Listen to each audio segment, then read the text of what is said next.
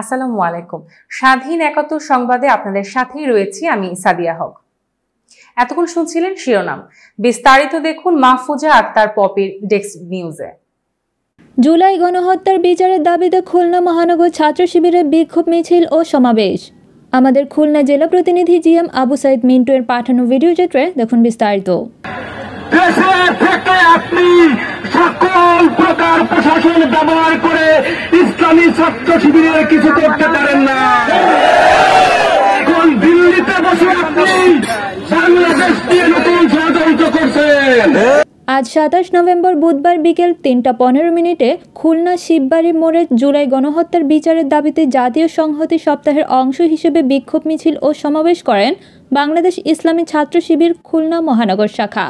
এই সমাবেশে খুলনা মহানগর ও কেন্দ্রীয় ছাত্র শিবিরের বিভিন্ন নেতাকর্মীগণ অংশগ্রহণ করেন। তারা বলেন, স্বৈরাচারী হাসিনা প্রশাসন দিয়ে বিভিন্ন ষড়যন্ত্র, জেল ও হত্যা করে ছাত্র শিবিরের কোনো কার্যক্রম দমন করতে পারে নাই। তারা আরও বলেন, স্বৈরাচারী খুনি হাসিনা দিল্লি বসে বিভিন্ন ষড়যন্ত্র করে কোনো লাভ নাই। এদেশের জনগণ কোনো স্বৈরাচারীকে আর জায়গা দেবে না। ছাত্র শিবিরের কেন্দ্রীয় নেতারা বলেন, সকল শহীদদের বিচারের দাবি জানায় এবং শহীদ আবু সাইদ, মীর মুগ্ধ, সাইফুল ইসলাম সহ সকল শহীদদের আত্মার মাগফিরাত কামনা করেন।